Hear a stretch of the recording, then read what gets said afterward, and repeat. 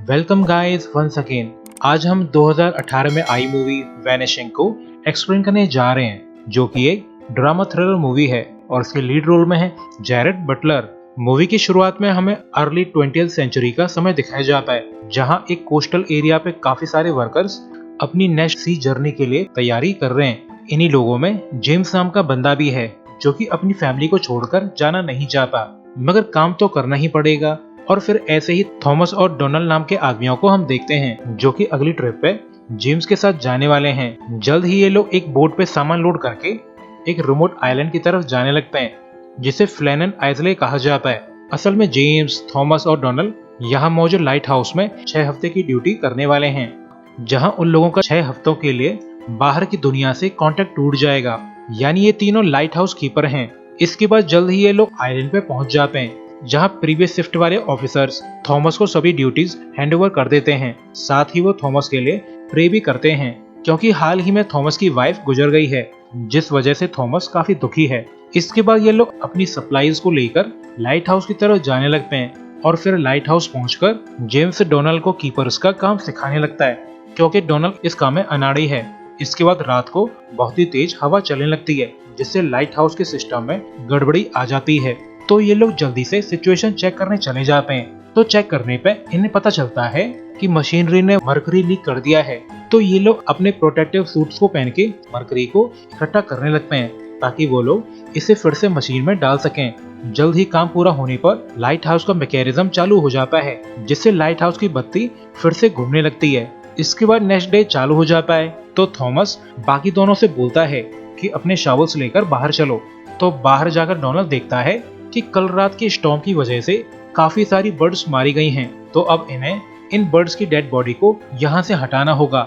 जल्द ही ये लोग बोरी लेकर बर्ड्स को उसमें डालने लगते हैं। ऑब्वियसली आज रात इन लोगों की पार्टी होने वाली है, मगर तभी लाइट हाउस का डॉग हल्ला काटने लगता है। तो ये लोग सिचुएशन चेक करने चले जाते हैं। तो उन्हें पता चलता है कि कल रात की स्टॉर्म में एक आदमी अपनी कश्ती के साथ यहाँ बहकर आ गया है। तो ये लोग डोनाल्ड को एक रोप से बांधकर नीचे उतारने लगते हैं और फिर डोनाल्ड नीचे जाकर चेक करता है कि ये आदमी तो सांस नहीं ले रहा है। तो डोनाल्ड उसकी ट्रेजर चेस्ट को रस्सी से बांधकर ऊपर भेजने लगता है, मगर तभी अचानक से वो आदमी उठकर खड़ा हो जाता है, जो डोनाल्ड की बेधुन की मार लगाने लगता है। तो डोनाल्ड सेल्फ डिफेंस में एक पत्थर से इस आदमी का सर फोड़ देता है और अब डोनाल्ड नियर डेथ सिचुएशन के बाद थोड़ा सा सदमे में है। तो थॉमस डोनाल्ड को तसल्ली देने लगता है। वहीं जेम्स काफी क्यूरियस है कि आखिर इस चेस्ट में क्या है, मगर थॉमस जेम्स को चेस्ट खोलने नहीं देता, क्योंकि उसे लगता है कि ये चेस्ट उनके लिए मुसीबत खड़ी कर सकती है। रात होने पर डोनाल्ड को जरा भी नींद नहीं आ रही, क्योंकि उसके दिमाग में तो उस आदमी की डेथ का सीन शो हो रहा है। तो थॉमस डोनाल्ड से कहता है कि जो हुआ उसे भूल जाओ, तुमने जो भी किया वो सेल्फ डिफेंस में किया था, तुम्हें उस आदमी के लिए गिल्टी फील करने की जरूरत नहीं है। और फिर थॉमस डोनाल्ड को अपनी लाइफ की स्टोरी सुनाने लगता है, जिसमें थॉमस बताता है कि मेरी कैथी नाम की वाइफ थी, जो कि बहुत ही सुंदर थी, और साथ ही हमारे ट्विंस बच्चे भी थे, मगर पहले तो मेरे बच्चे मारे गए, वो भी दोनों के दोनों, और फिर कुछ साल बाद मेरी वाइफ भी मारी गई। अब तो मैंने दर्द के साथ जीना सीख लिया है। तो ये ट्रेजेडिक स्टोरी सुनकर डोनाल्ड रोने लगता है। इसके बाद रात को थॉमस को न जाने क्या सोचती है। वो चुपचाप ट्रेजर चेस्ट के पास जाकर उसे खोलने लगता है। तो थॉमस को चेस्ट के अंदर गोल्ड बार्स मिल जाते हैं। तो अब थॉमस को यकीन है कि जिस आदमी को डोनाल्ड ने टपकाया था वो या तो कोई थीफ है, या वर्स्ट केस में वो एक समुद्री लुटेरा है। तो थॉमस जल्दी से गोल्ड बार्स को वापस रख के यहाँ से निकल जाता है। अगले दिन ग्रेट शेफ जेम्स सभी के लिए नाश्ता तैयार कर देता है। तो नाश्ते के दौरान डोनाल्ड कहता है कि मैं जानना चाहता हूँ कि वो आदमी कौन है जिसने उस ट्रेजर चेस्ट के लिए मुझे लगभग मार ही दिया था, मगर थॉमस अभी भी चेस्ट को खोलने के खिलाफ था। तो डोनाल्ड कहता है कि उस चेस्ट में जरूर कोई कीमती चीज है जिसे वो आदमी प्रोटेक्ट कर रहा था, क्योंकि अगर चेस्ट के अंदर सच में कोई खजाना है तो हमारी मुसीबत बढ़ने वाली है, क्योंकि उस आदमी के दोस्त उसे ढूंढते हुए यहाँ तक आ जाएंगे, या यूं कहूँ तो वो लोग चेस्ट को ढूंढते हुए यहाँ पर जरूर आएंगे। तो थॉमस कह देता है कि चेस्ट बंद ही रहेगी, उसे खोलने की कोई जरूरत नहीं है, मगर तभी थॉमस को कुछ महसूस होने लगता है। तो वो दूरबीन से देखता है कि 2 अनजान आदमी आइलैंड पे आकर कुछ ढूंढ रहे हैं। तो इंस्टेंटली थॉमस को पता चल जाता है कि ये दोनों आदमी कल रात वाले बंदे के क्रूमेट्स हैं, जो कि ट्रेजर चेस्ट को ढूंढते हुए यहाँ तक आ गए हैं। तो ये देखकर थॉमस काफी घबरा जाता है, मगर जब वो पीछे मुड़कर देखता है तो वो दंग रह जाता है, क्योंकि जेम्स और डोनाल्ड ने उसकी बिना परमिशन के चेस्ट को खोल दिया है और अब ये लोग गोल्ड बार्स को देखकर काफी खुश हैं। यानी अब ये लोग अमीर होने वाले हैं। तो थॉमस इन्हें बताता है कि दो लोग इस चेस्ट को ढूंढते हुए यहाँ तक आ चुके हैं, तो हमें ये चेस्ट लौटानी होगी। तो डोनाल्ड भड़कते हुए कहता है कि रात वाले उस बैड गाय ने मुझे लगभग मार ही दिया था, तो ये चेस्ट और उसका गोल्ड हमारा पेबैक है, जिसके थ्रू हम अपनी बाकी की लाइफ मजे से जी सकते हैं। तो थॉमस रिमाइंड करता है कि तुम इस गोल्ड की न्यूज चाहकर भी छुपा नहीं सकते, क्योंकि अगर तुम इन गोल्ड बार्स को बेचोगे तब किसी न किसी को तो पता चल जाएगा, और अगर तुम्हारी किस्मत अच्छी रही तब भी लोगों को तुम पर शक हो जाएगा, क्योंकि पैसा और उसकी वैल्यू दिखती है। लोगों को डाउट हो जाएगा कि तुम्हारे पास नए कपड़े और नया घर खरीदने के लिए पैसा कहां से आया। मगर ये सुनने के बाद भी डोनाल्ड पर कोई ज्यादा फर्क नहीं पड़ता, वो तो बस गोल्ड बार्स को बेचकर ऐश भरी लाइफ जीना चाहता है। तो थॉमस कहता है कि मैं तुम्हारे ग्रीड के लिए अपनी लाइफ को बर्बाद करना नहीं चाहता। तो इन दोनों के बीच में झगड़ा चालू हो जाता है, जिसमें जेम्स इन्हें ठंडा करने की कोशिश करता है।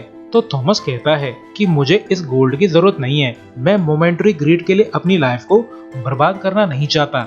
अगर तुम दोनों को मरना है तो मरो, मगर मुझसे दूर रहो।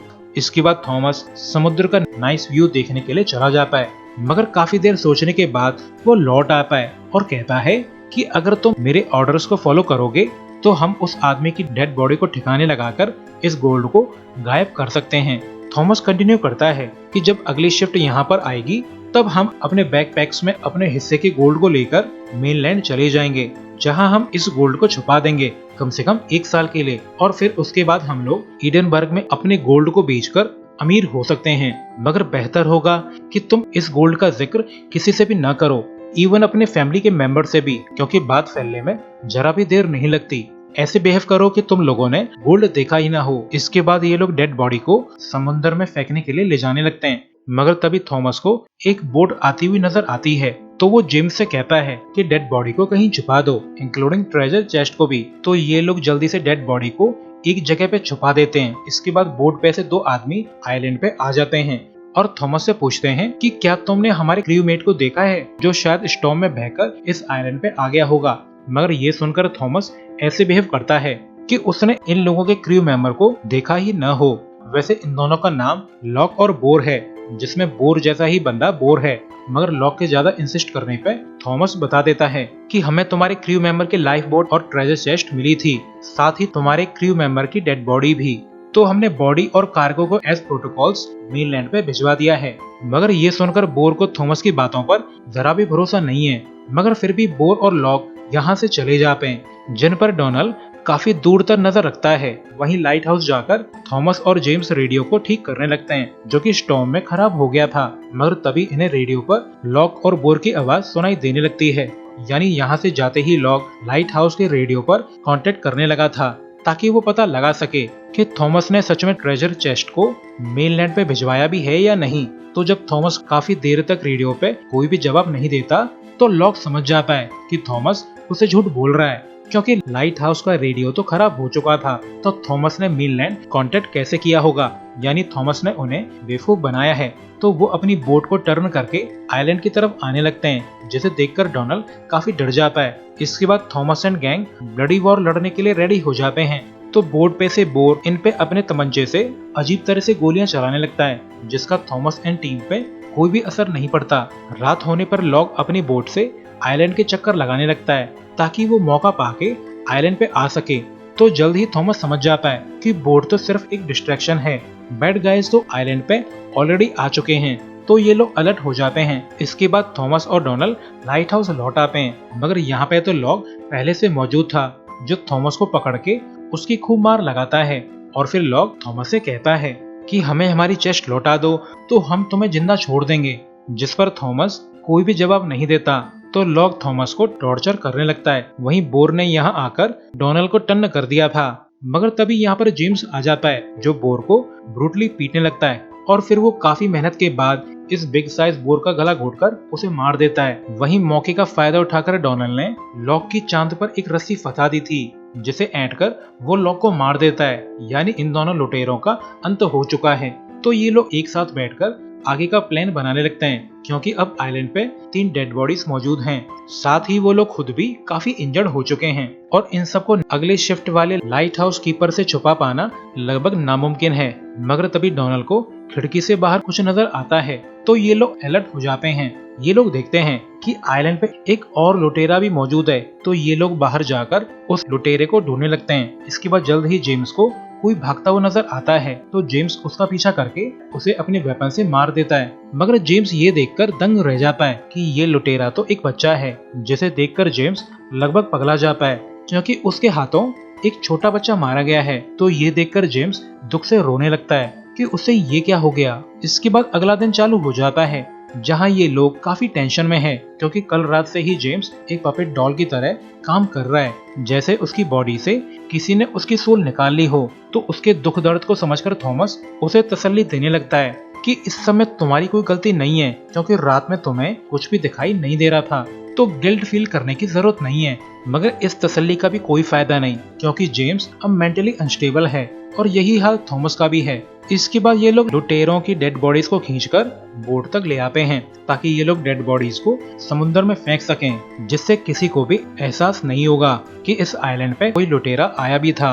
मगर बच्चे की डेड बॉडी को फेंकने से पहले जेम्स देखता है कि ये बच्चा तो ऑलमोस्ट उसके बेटे की एज का है, तो वो ये देखकर काफी दुखी है। इसके बाद ये लोग वापस लौट आते हैं, जहाँ जेम्स डॉग को चेज करने लगता है। तो उसे ऐसा देखकर डोनाल्ड थॉमस से कहता है कि जेम्स पागल हो चुका है, हमें उसे ठिकाने लगाना होगा, वरना वो अनस्टेबल स्टेट में किसी न किसी को बता देगा कि हम लोगों ने 4 लुटेरों को मार के उनका गोल्ड चुरा लिया है। मगर ये सुनकर थॉमस उस पर भड़क जाता है कि तुम अपने पार्टनर के बारे में ऐसा कैसे सोच सकते हो। मगर अब डोनाल्ड लुटेरों की बोट को लेकर मेनलैंड लौटना चाहता है, क्योंकि अब उसे किसी की भी फिक्र नहीं है। इसके बाद थॉमस जेम्स को फिर से तसल्ली देने की कोशिश करता है, तो जेम्स उसे बताता है कि अब मैं कुछ भी महसूस नहीं कर सकता और ऐसा लगता है कि जैसे मैंने अपनी सोल खो दी है और अब मैं एक सिनर हूँ। इसके बाद थॉमस यहाँ से निकल जाता है। मगर जब जेम्स थॉमस को डोनाल्ड के साथ देखता है, तो उसे लगता है कि उसके दोस्तों ने उसे अबेंडन कर दिया है।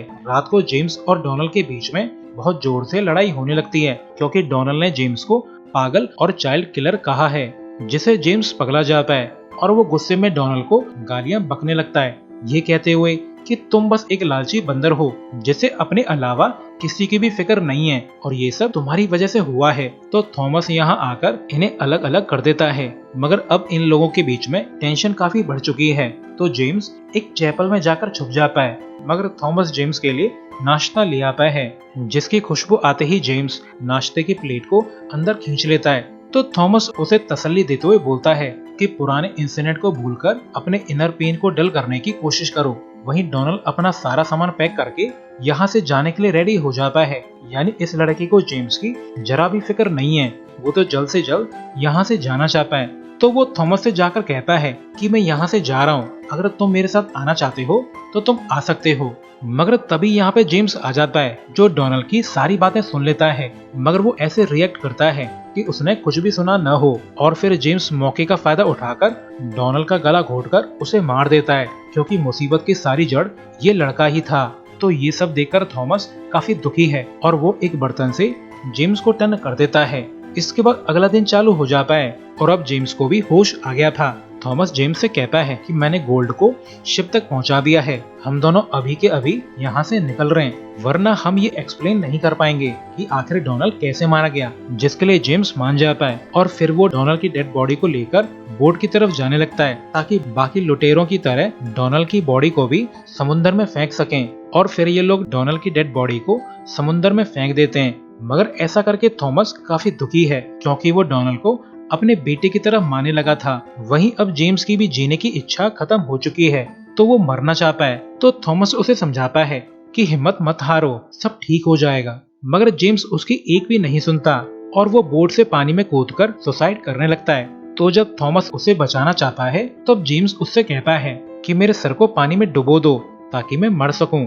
तो थॉमस अपने दोस्त की आखिरी इच्छा को पूरा कर देता है, जिससे जल्द ही जेम्स मारा जाता है। मगर अब तक थॉमस पूरी तरह से टूट चुका था, क्योंकि उसे गोल्ड तो मिल गया, मगर वो इस समय अपने दोस्तों को खो चुका है। सो गाइस, फालतू चीजों से दूर रहो और अपने काम से काम रखो, जिससे ज्यादा दिन हंसी खुशी जिया जा सकता है। वैसे अपने ग्रीड पे भी कंट्रोल रखिए, क्योंकि लालच अच्छे अच्छों की बैंड बजा देता है। और इसी के साथ ये मूवी एंड हो जाती है। सो अभी के लिए good bye, thanks for watching.